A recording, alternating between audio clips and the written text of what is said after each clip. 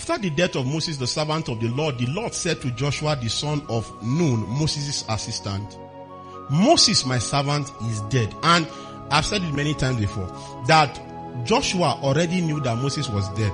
If God was repeating that thing, there was something he had to mean to Joshua. If you had any understanding of who Moses was in the Bible, Moses is not the type of leader you want to replace. Let me give you a story. Pastor Jerry that came the last time, he went to the secondary school I went to before me. He started from JS1 to SS3. He used to organize prayers. In fact, he started many things in that school. There's this prayer he used to run so people knew as a prayer warrior. Then me, his younger brother, now went to school. The same school. Then one day, there's this thing called FCS in secondary schools. The ESCOs traveled to Ilorin for FCS conference. It should be one Saturday every month that time. So all the ESCOs were out. And then a young lady now had headache. The nurse was not in place. The matron now said, go and call Jeremiah's younger brother. The man that came to call me did not tell me what was happening. Just say, matron is calling you. So matron I followed and got there. Matron now said, she's sick, pray for her. In my mind, the first thing that happened to me is that your mouth no they pray, because I don't understand. In that mix where I was, the woman now said that, maybe you are Jeremiah's younger brother. I say, I think so. He now said if it was Jeremiah, the girl will be well. I say, okay. Unfortunately, Jeremiah is in Abiu's area. So I laid hands on the young lady, said a few things that looked like prayer. The headache intensified. So I told her that I'm coming. The first hope for leaving that place was I was never going to return.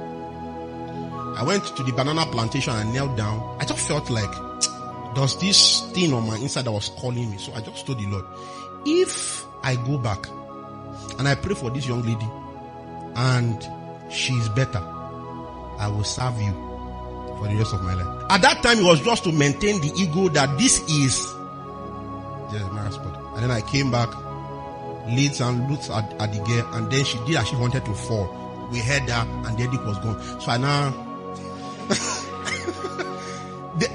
I didn't go back the same way I came. I had to,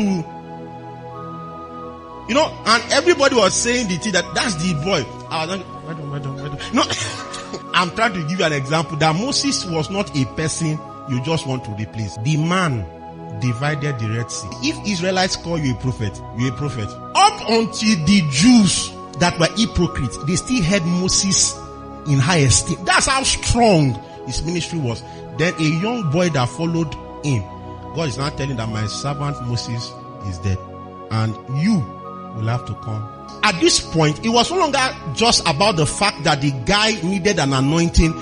There was a strength he needed to enter the garment. And you see, there is a way that this applies to us in our immediate world, that there are many things that God is calling us to come into, which are the answers to the problems we have around us, but you do not feel that you fit.